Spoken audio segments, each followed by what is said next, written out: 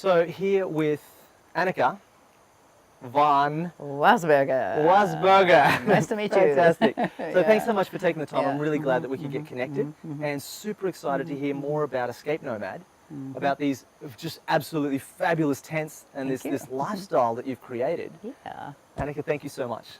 It's great Thank you to be for coming, connected. and I really enjoyed having you, and I am so excited to be able to express myself in all the dreams and wonders I had in life, you know, to beautiful. finally create this, right? Well, let's start with that. That's Yeah. fantastic. So Anneke van Waesberghe, where's that from? I think you're the first. It's a Dutch name. It's so, Dutch. so I Perfect. was born and raised in Holland, and I lived there for 22 years. And then Okay. I started moving around the world, and finally ended up in Bali after a Okay. couple of years in New York City and Wow. Brussels, and I lived in Vietnam also for 1 year. Uh-huh. And so accidentally I ended up in Bali, like most people do. I just was Yes. on a trip, and I just never, the thought never came up to go back. How long ago was that? Almost 20 years ago. Wow. So that time has gone so fast. Yeah. It's just so scary, actually, to Yeah. know that life is going too fast, really. But, you know, it's been an amazing time. It's been the best times of my life, honestly. Wow. I mean, I've had other really great times, but this was like my time, you know, a time that I could develop myself. And What do you put that down to? Because so many people that come to Bali, they have this magical experience, they never leave, or some go and come back, and then finally get. What is it about Bali? What is that? What is that magic? What was it for you? for me, it was like, you're going to laugh about this. Sure. But I lived in a hotel that had a cow in the garden, and the cow had beautiful long eyelashes. And I fell in love with the cow with the eyelashes. I think that was part of it. But I just thought it was just so lovely. So I just, one day I just realized that I had more clothes here than anywhere else in the world. So I thought, now I'm living here. This must be home. Yeah, this must be home. must That's be it. right. Yeah, true. Wow. And then, of course, the first few years, you still live that lifestyle that you had before. And those are the people that you're meeting then as well. And then I discovered Ubud. And Ubud discovered me, and and that's really when I started to really go deeper into myself and discovering who I was and what my capabilities are.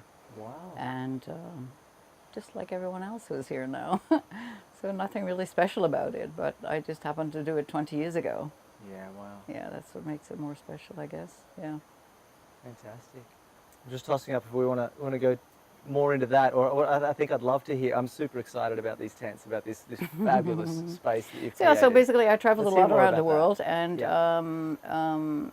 Yeah. I worked on some projects for the United Nations, and I also sponsored them, meaning I paid for my own fares, my own trips, and I helped them with the development of a wood substitute. Okay. And so I traveled a lot to India. We were using the jute as a material to make jute. Yeah. What's that? Jute is a very fast-growing weed, and it's kind of similar to bamboo, kind of.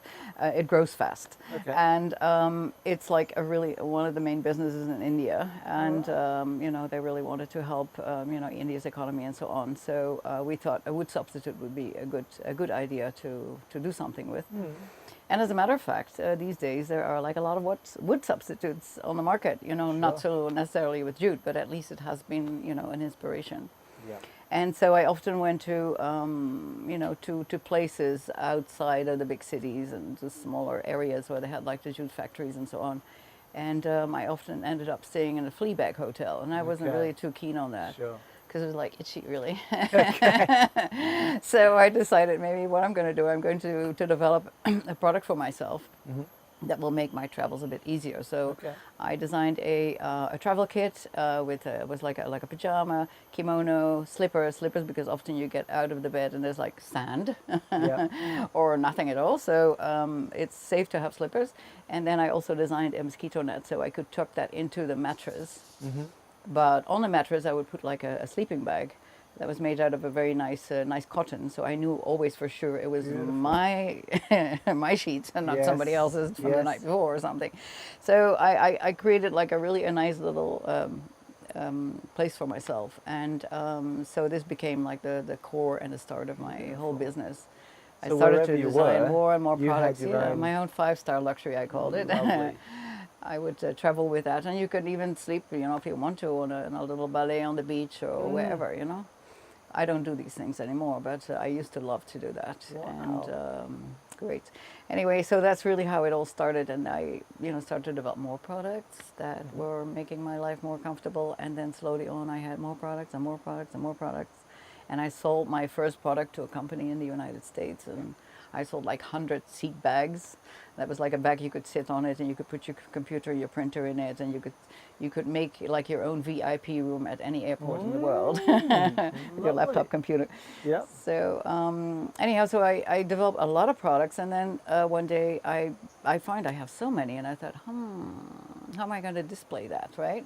Sure. So I thought maybe a tent would be a nice idea, because traveling and tents and so on, I thought that would really go well together.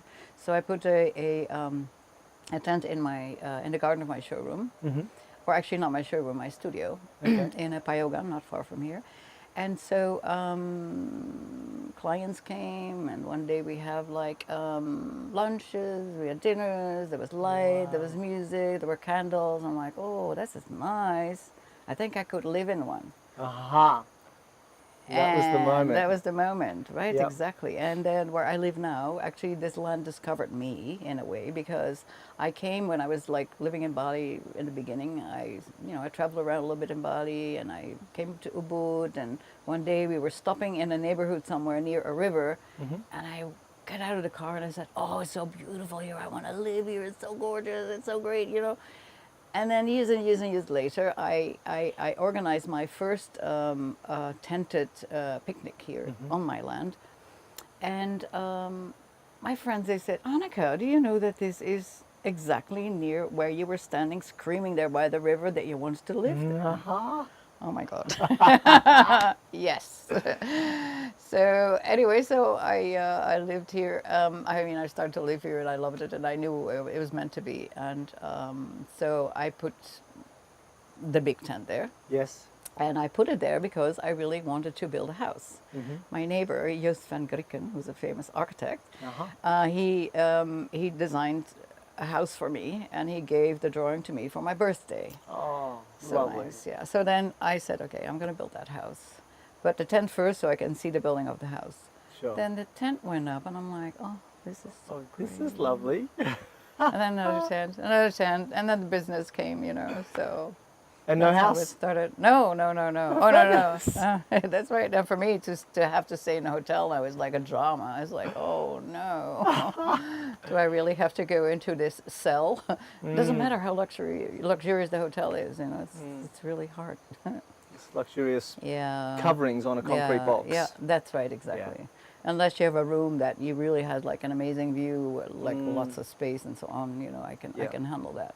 Because here we're inside. I mean, it's hot outside, and we're very comfortable here. Cool it's lovely. Here. That's right. Yeah. And it's totally open. I mean, cross ventilation is really fantastic here. So. Yeah. And you've got is there some special cooling in the top? I put a vent there so that the hot air can go out. Yep.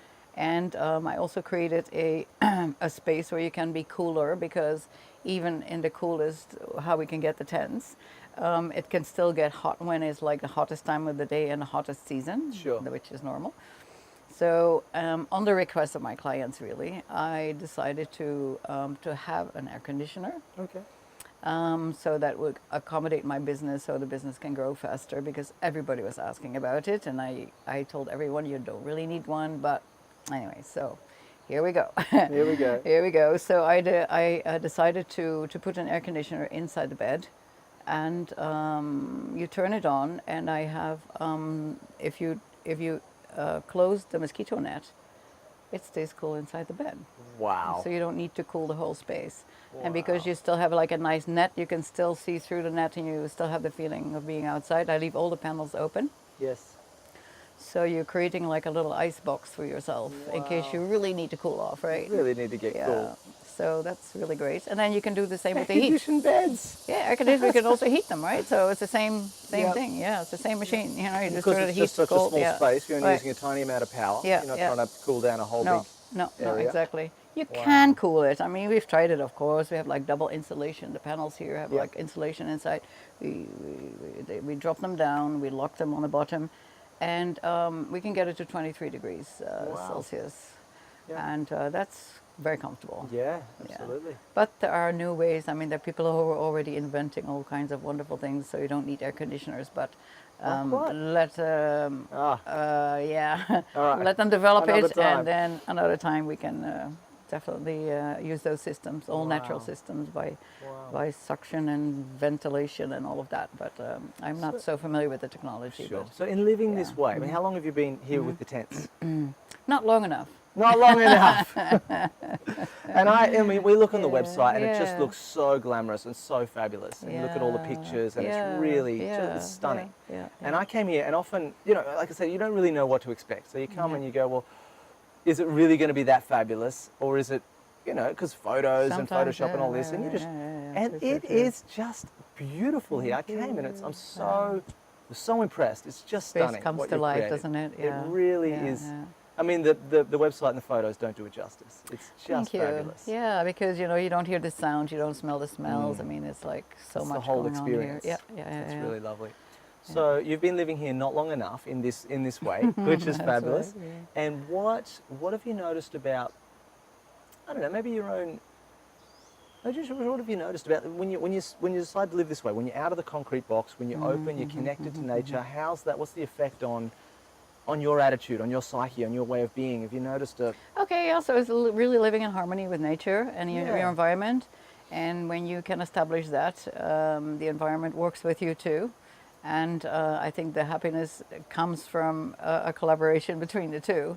Yeah. And it doesn't necessarily come from the outside world, you know, from other people, for example, or other things. It really comes, you know, with what you have inside of your heart and how you balance that with the environment. And I think if you're grateful and you know show gratitude and all the beauty that you have around you and really can enjoy, you know, for example, the beauty of a flower, you know, you look at the shape of the flower, you smell the flower, smell is so good, you see all the little details, you see the shape, you see the colors and so on. You know, once you can see all the tiny details of life, you can start seeing a lot of things that you didn't see before. And not only the things that people are told to see, like watching television, reading magazines, newspapers. I haven't read newspapers for 20 years, so I only read it when I'm unpacking something. It's like, oh, well, that's news for me. Oh, it's like I'm a newspaper 10 years old. Oh, well, it's still news for me. And when there's something dramatic happening, I hear from my sister or someone, they send me a WhatsApp or something terrible. There was an earthquake in Bali. It's like, oh, really? Really? Are you okay? Are you okay? So all of we that. get So that. there's like all of that thing going on in the media. So we don't work with that. So we only work with the positive energy, with the things that are around us, and how can we improve the lives of the people around us, and you know, and just live with humankind. You know, that was a word that I always come across, because humans are kind, but humans are maybe not so kind. You know, when they live in the society that we're living in now, because people are always like living in fear, and they're following what they're told to do, and if they're not doing what they're told to do, whatever they you know, whatever, they get punished, you know. So lives out there are not so easy, and I think people like you and me, you know, we have discovered that we have the power inside of us. You know, we can live without fear, and living without fear is really living in freedom. And it's that freedom that this exhumes, you know, the lifestyle that I have, and there's nothing that I cannot do. Beautiful. Honestly. Wow. Yeah. That's how I feel, at least. It definitely resonates, and I'm sure you know a lot of people are going to be listening to this and just really, you know, they'll be feeling that philosophy in their hearts. Yeah. And for maybe for those people, but when we look at, and I've got exactly the same policy, by the way. I mean, magazines and newspapers. We haven't had a television in our house, you know, for many years, and we just feel so much better off without it. And like you say, if anything really that we need to know about happens, you know, my sister will let me know, my mum will let me know, my family will let me know, my friends will let me know. True. And you know, Facebook doesn't let me get away with not being, you know, knowing what's going on too much. So, but when you put all that aside and you look at, I guess probably two parts to this question. One, what do you see as the biggest challenges that humanity are facing right now? We've talked about some being the media and just the negative influence that, and you know, to be fair, media's got a role in our society to tell us the bad news, because that's right, what people pay attention to, and you know, no judgment there. That's just seems to be the role that they've taken on, and you know, we don't want to get too caught up in that. But what do you see as some of the biggest challenges that humanity's facing, and that could be one of them. But how do you? What do you kind of see? I don't see. I think you see it a little bit different, but probably similar too. I think that that science and technology is going to be like a real solution for a lot of things. Cool. Because we don't have any other choice. Because 20 or 30 years ago, when I was like kind of like an activist in environmental issues and really worked very hard to do things, and I was always walking against a wall. Yeah, sure. And I just didn't, you know, it just didn't resonate because people were thinking, like, what's she talking about? So I just quieted down. This is like 70s and 80s, Yeah, right? that's right. That's Wow. the 80s for sure. And then when I moved to Bali, I stopped walking against the wall because I don't have walls here. So I live outside the box. So there were no walls. So, and then indeed, you know, the thing is, in those days they were already talking about, you know, making packaging from starch and things like that. And all of these things really started like, you know, 20, 30 years ago. But things have developed very slowly because most of these products did not make economical sense yet because they were too expensive. We cannot afford it. So now the world cannot afford anymore to not do anything about it. You know, I do think that people do have to pay tax on, you know, on creating a mess. But anyhow, so let's not go there. But indeed, there's like a lot of things that have been done about it, or well, let's say were developed, but haven't been done anything about it. But right now, I think that people who believe in, you know, that they can make a profit out of something to do with sustainability, that they will do it, and they are doing it. And the whole idea also of crowdfunding, and I love all of that. I mean, people really get a chance to develop something new and be taken serious, you know. Yeah. And that's it, because it was always like the crazy professor who was inventing something, you know, that was like really useful, but then they kicked them out because the other people couldn't make any profit. Yeah. So, and that world we know all about, and that's what makes us also retire from the world, because we know that if somebody is doing something really good, that is too good, and others find they cannot make any profit with their products, then they'll just eliminate them. Yeah, it's gonna be hard. So. Yeah.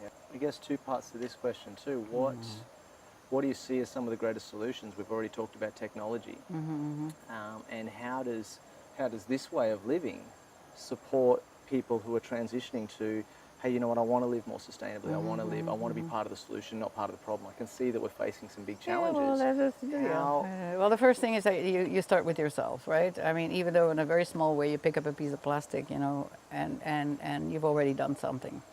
Not big, but at least you've done something. So, and then the people around you can follow, but you really need to explain them why. And then they understand why, but then they still don't do it. So it's really hard to get people to do something to save the environment, because it's always too much work, or it changes our lifestyle, or it changes the comfortable lifestyle they have. You still have to bend over to pick up a piece of plastic, right? It was a good exercise.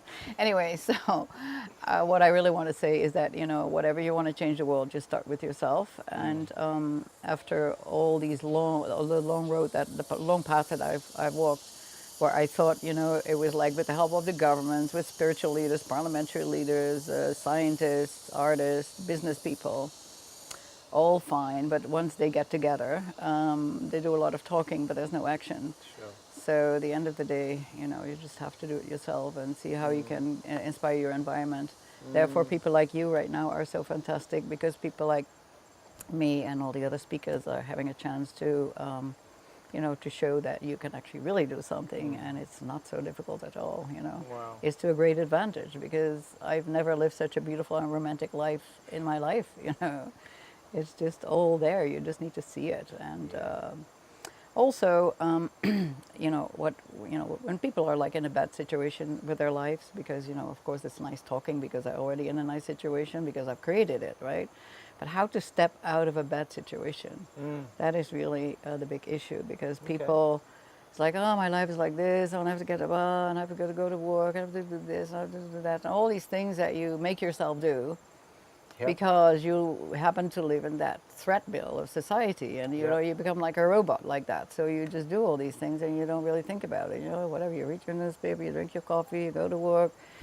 So, you know, you can do something else too. You know, you can just get out of it. And if you don't have money to do it, just start walking and walk out of it. Yeah? Really, literally walk out of it. You could just go walking. If you don't have a car, if you don't have a bike, you have nothing, you say, my life is terrible. You know, I just go and you know, and then, you know, here comes in, like, what we're talking about, humankind, you know, is the kindness of people. The thing that everybody has, I mean, even if you might be smarter than I am, and, you know, everybody has kindness, and kindness is really what counts. Like, if you come to me and you're a kind person, you know, of course you're being accepted in my life. Beautiful. So that is what people, you know, when they start wandering, like the wandering monks, you know, they're kind to people. I mean, we can all become wandering monks, and we can be kind to everybody, and we will always be accepted by somebody. Somebody will always feed us. Somebody will always do something for us if we're kind enough to them.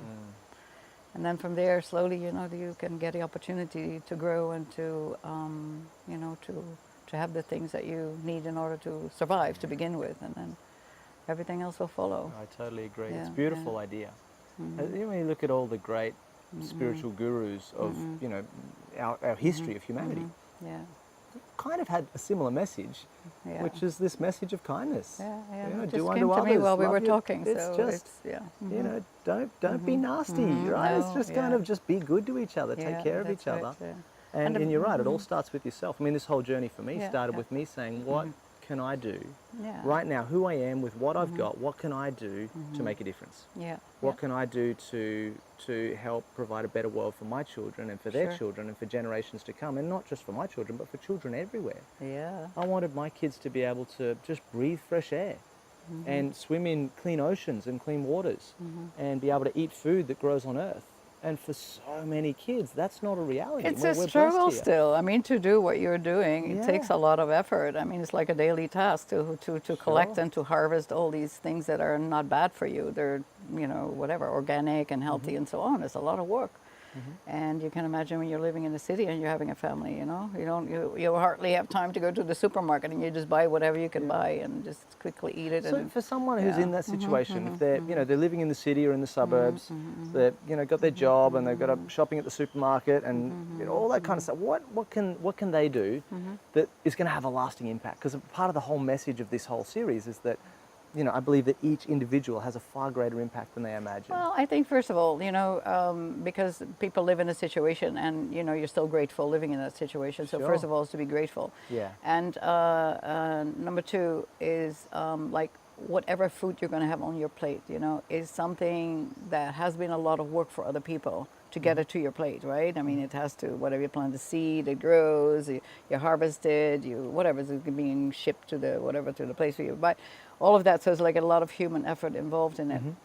So and that's kind of like on your plate. So so it's that moment that you can hover your hands over it and just kind of like close your eyes and say like, wow, you know, all of this is what I get, and it's beautiful.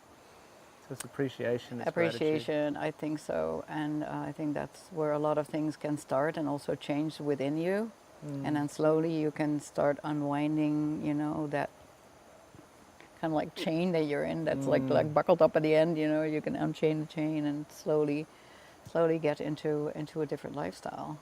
You know, this has been such a theme. So many of the people that I get to connect with have talked about this gratitude, this appreciation as a critical step to really making a difference. And I go, well, you know, I'm looking for the practical solutions, solar panels and responsible water use. And they're going, just appreciate, just be grateful, just be present to what's happening. And it's such an important part. I don't know if you noticed this little purple bracelet that I'm wearing. Yeah, See yeah, here I've it noticed says it, yeah. a complaint-free world. Oh, there you go. .org. So Beautiful, this is a challenge. It's a 21-day challenge for no complaining. So every time, the idea is that every time I make a complaint to something, I go, that, you know, whatever it is. True, then I true, take the true. bracelet off this wrist, put it on this wrist, and start counting again. My 21 days starts again. Oh, yeah, And yeah, it's yeah. how long does it take to get through 21 days And I said, oh, this will be easy. I'm not a complainer. I'm not a whinger. I'm just Yeah. easy, right? Day Day one for like a week. And then finally I got to day 2. I went, wow, this is fabulous. Back to day 1. And they say it takes about 6 to 8 months on average for someone to go 21 days with just having that intention.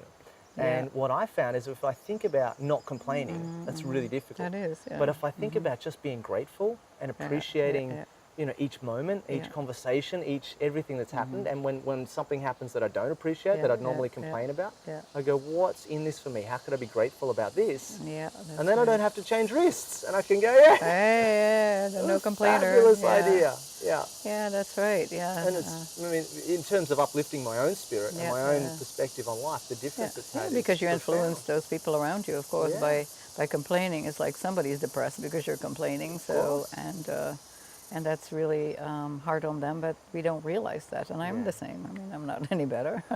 And I really, I mean, when I started this year, this was like my intention, you know, is to just, you know, just my temper, you know, just slow down, you know, just, you know, be with the other people and not with what you need or want at that time. Wow. But it's really hard, and I'm really doing my best. And it's beautiful. I mean, my experience of you will be absolutely consistent with that. Just really lovely. Yeah, true. Wonderful. Well, thank you so much for sharing. I really appreciate that. It's a beautiful message, and absolutely consistent with my experience and what a lot of people that I'm speaking to are saying. So I think we're right. That's beautiful. Right onto something there. Beautiful. It's like this, like the silver thread that goes through life. And, so coming back to Escape Nomad, come back to these tents. I noticed, you know, first thing when you notice here, it's the colours, it's the style. It feels relaxed. It just feels, you know, like you say, connected with nature. It's open and breezy and beautiful. Have you got words to kind of define the style or the, you know, the ambience? What is that? Can you just talk about old world charm and old world charm. So first of all, it starts with the colors because I like to tone down the colors so everything is like kind of like in harmony with the nature around us.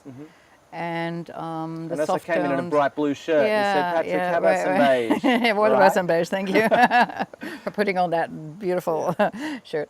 So so colors really disturb me actually, and not when I'm looking at a beautiful flower though, but you know when it's like man-made, it's something that is very hard for me to. My staff, they all know. You know, whenever something is like lying around here, that's a color they know to take it away. I don't know, it's disturbing. So because it's also part of the noise and the chaos, you know, because there's like too much going on, you know, and also putting too much into your space is also crowding your thought and your idea. So you just want to make your life as simple and plain as possible. And also with the things that are growing here in the garden, it's all what was already there. I just raised a path through it so I can get to my front door, really. So I haven't really planted too many things, and just as I said, to keep it as simple as possible. The simplicity, elegance, it's like the new subtle colors. That's the luxury, really, because you can create like peace and harmony with yourself, with your environment, with everything else that's around you. You really feel there is such a tranquility here. There's such a peace. It's beautiful. And the, you know, I see over here there's a sink in a briefcase, in a suitcase, and you know outside there's the outdoor shower, and you know the silverware and the tables and chairs. I mean, it kind of reminds me a little bit of maybe on safari in Africa, and the hat and is it that kind of thing? I don't really know how that started, but it kind of became that way. And I was mostly inspired by nature. So, for example, the natural colors, like the safari colors, are all natural colors, like beiges and whites and things like that. So I really enjoyed that, and the safari style just kind of started to pop up, and I love these trunks, and so I started making them. We have a small factory now where we're making them. Oh wow! And you know, so you can just carry everything with you. You know, you can carry your little a vanity with you if you want to. It's a little heavy though, but I mean, at least the idea is nice. And so that you make everything in life kind of like portable. You can just carry things around easily. And that was nice with the campaign furniture, with the safari furniture. You can it's light and you can easy carry it around. So if people start putting like regular furniture inside the tent, it does not become the style anymore that I'm promoting, because Yeah. you want to be able to change the space like, you know, in a very short amount of time. So I have kind of like a lot of things on wheels as well. So you can just really move it out quickly. And everything you can just carry it with two people, and you know, in no time I can change this room into a dining room, for example. So it's all about that. It's about portability, multifunctionality also. So something you like to be able to use it for two different things, or three if possible. And yeah, the lightness. Yeah. So how feasible is it? Like that. So imagine that person we talked about before, living in the city, living in the suburbs, Yeah. to move to this sort of a lifestyle. It seems like a million miles away. You know, it must seem like, wow, this is so fabulous.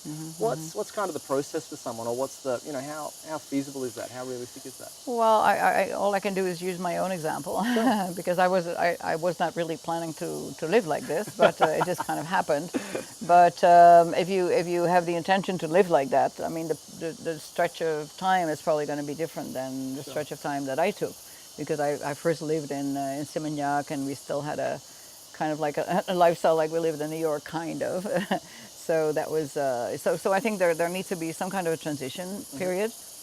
Where you first go to a place where you try out, you know, do you like that location, do you like that place, and then maybe you want to rent something first in that neighborhood, and you see if you like it, and then you can depends on how you want to do it. I mean, you can just maybe put a tent in a friend's garden first or something, and you stay there for a while, like a lot of people in Bali, you know, they live with a friend first, or they live in a hotel first, or whatever. And from there you start looking around, and then you might want to find a piece of land that you like, and you can lease it or something like that, and you can just put your tent there. And if you don't like it, actually, you can just take it away and just move to another place. Move it somewhere else. So yeah, this isn't what I thought it was. Yeah, but still, you know, I think you want to get used to a particular environment first, a little bit, before you. And you've got a concrete slab down here on the ground. Yeah. So it's you know, that's kind of, you're not going to pack that up and take yeah, it with you. so that's true. So that's the thing, because I really would like to have like a floor that you can put together quickly and take out quickly as well. So that's a product that we're finally developing right now, because I've been too busy to make these tents perfect.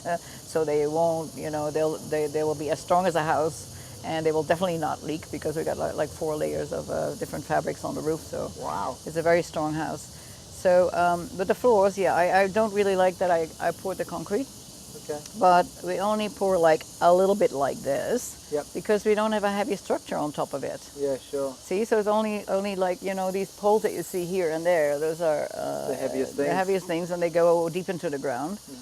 And you know, up to 80 centimeters or so, and that's it. So it's a very light structure. So even if you're leaving here, you go bang bang, and you know it will be easily break it up. But it's not ideal for like a sustainable lifestyle. So You've got some ideas about that? I've been working on several options. One of them was, for example, the pellets that they're making. These are pellets that are made from recycled plastic. Eco-pellets. Eco-pellets, right, Fantastic. exactly.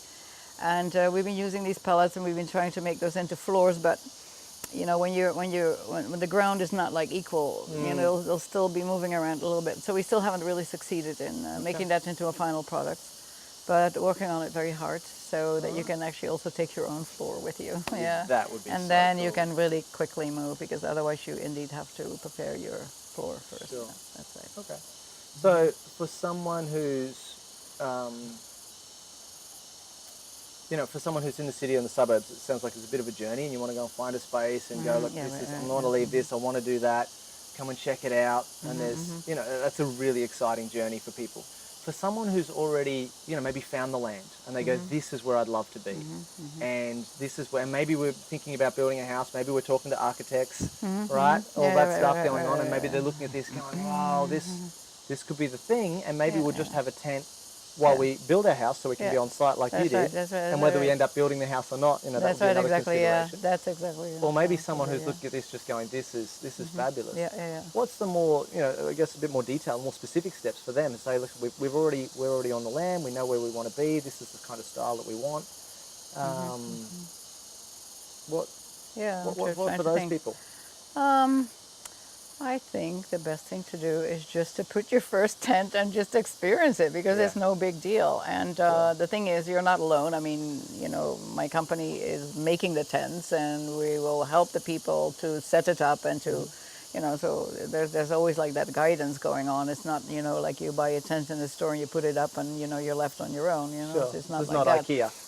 And we also have we also have architects and interior designers who help you, so you don't really need to have an architect to do anything at all, you know. So that's all like included in the price of a tent. So it's very much already, everything is there. So you just, all you really need to do is create a nice landscape. Yep. And as I said, I just raised something, you know, just cutting the grass, and to create a path so you can get to the entrance. And so what I actually do like about my tents actually is that we have like regular doors, because I recently went on safari in Africa and we have to go through zippers, and I really didn't like that. That reminded me too much of camping, and I just didn't like it. So the doors that we have here they're really perfect, because it's like, you know, walking into like a regular house. Yeah. Another thing that is I noticed so like going into the bathroom, actually, open the door and close the door behind me and went, oh, oh, okay. that's quite that's good. Yeah, right, exactly. So you feel so much more comfortable. And then even if you're moving your tent to another location, it's like the only thing that changes is the view. Everything else remains the same. That is just so fabulous. Yeah.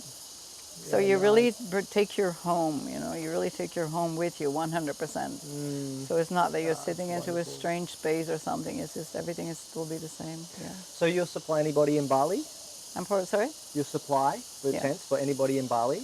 Everywhere around the world, yeah. Globally? Yeah. We have like anywhere. Yeah. Sure. Yeah, wow. Yeah. And your architects and project managers and people who can support we with that? we support that. Within Indonesia, we bring our own team. Wow, the whole of Indonesia? Yeah, all of Indonesia. Wow. We bring our own team, so because they don't really like traveling abroad too much. Sure. And as long as they have their nasi, they're very happy. So, they do love their rice. Yeah, that's right. And then outside of Indonesia, they like to, we send our project managers.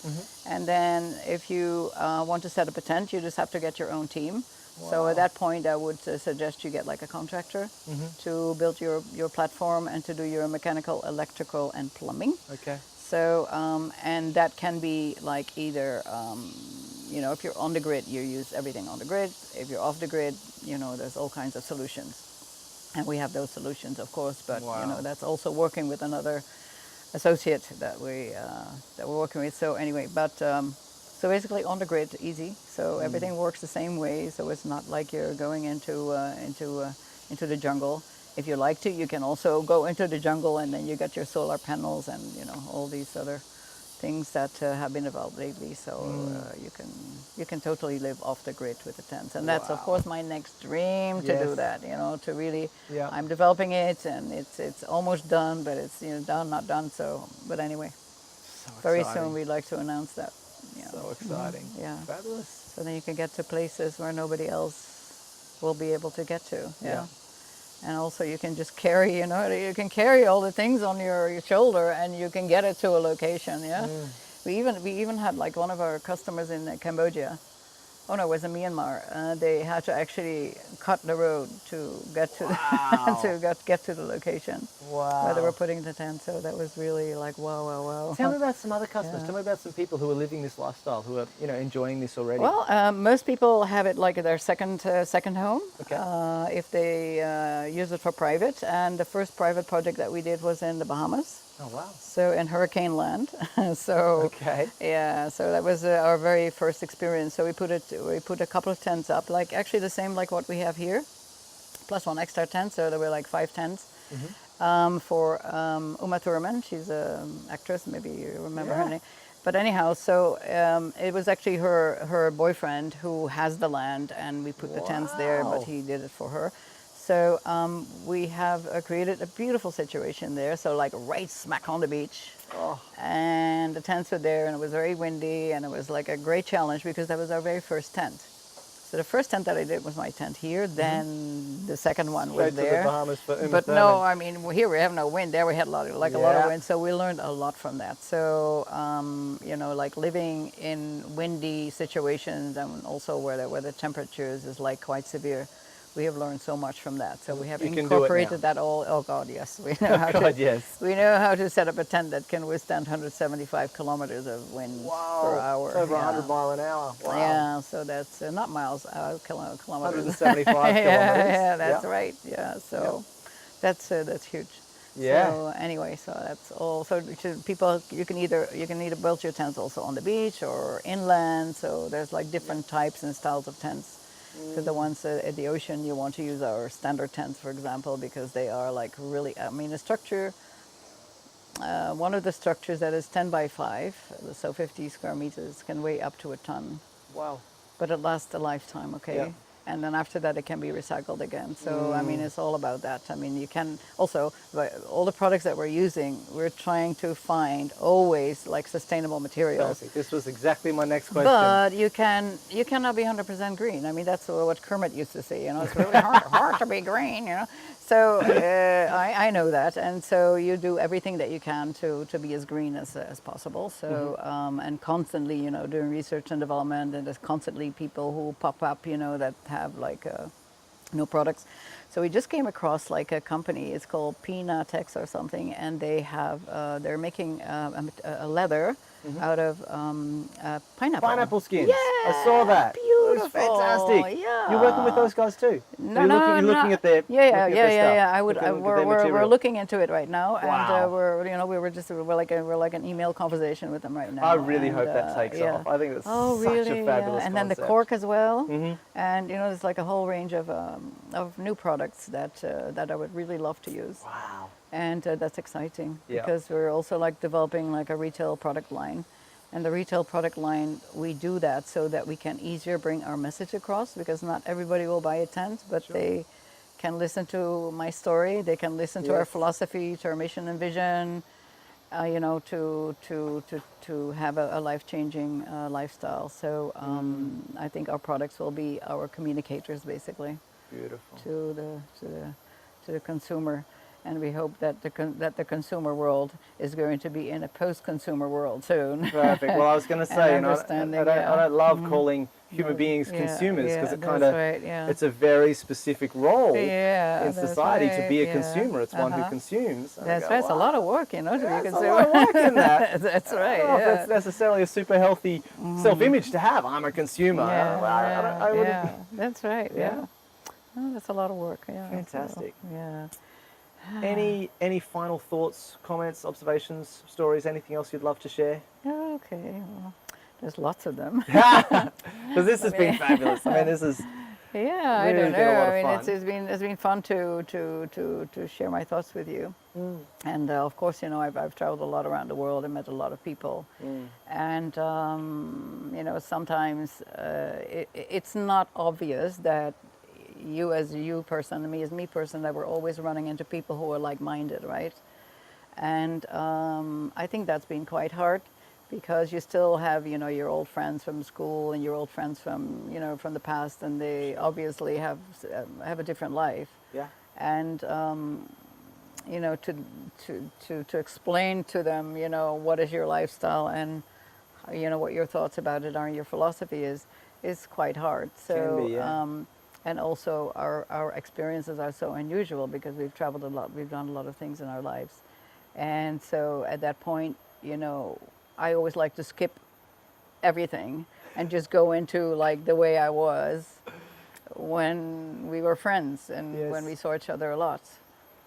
And I find that a bit hard, actually, that it is still that way, so that I see that, you know, people around us haven't really done enough to change. I mean, the world helps them to change a little bit, but they do not take the initiative themselves. They just let, you know, whatever the society just like gloom over them and slowly do what needs to be done, but only last minute, you know, when everybody's already very sick and when the world is already like in chaos and all of that. So what I do like everybody to do is, you know, take good care of their own health, and if you take care of yourself first and your health, you know, you can make other people healthy and happy as well. So starting with yourself is really in all kinds of ways is like the most important message that I have for everyone. Yeah. I definitely relate to that. I mean, health is a huge value for us. Yeah. And what we've learnt, even in being here in Bali in the last Yeah. few years, and really getting away from that, again, that mainstream society, that whole hospital, sickness industry, pharmaceutical system, and you go, that's not healthy, right? It's not healthy for people, it's not healthy for the planet. No, of And course the not. the No. level of health and vitality and energy that my whole family experience now, since we've gone right away Yeah, from that. yeah, And yeah. you know, we're never really big into that, but Yeah. you know, just really looking at the core fundamentals of Yeah, health. yeah. It's the fabulous effect on. Food and drug, I mean, they're working together. The Wow. food puts a little bit of poison, a little bit, you know, and then the drug industry works together with the food industry. I mean, of course, it's great business, but Yeah, it's bad sure. for us, you know. Yeah. So that's what I mean with kindness. Please, people, be kind. You know, corporations, just be responsible. You know, just for yourselves, your family, and for the rest of the world. You know, because the world is not a good place to live in right now, and we really, you know, with what it is that we do, we're trying to create still hope for people who have a chance to make that change. Yeah, Perfect. and everybody does. So Everybody can. yeah. Anneke, thank you so much for our time together. I've been so grateful to come and experience this, and so excited to be able to share this with people who are, you know, considering or exploring, or you know, even just feeling a little bit excited about this kind of a Yeah. lifestyle. I'm really looking forward to connecting people with you who are excited about that. Yeah. And yeah, so I was just really grateful that we could take the time together and really have this beautiful moment, this alignment. Me too. Thank you so It's much. been fantastic. Thank you. I'd love to talk to you a little bit more. Yeah, sure. Fantastic. Thank you so much. Thanks, Anneke.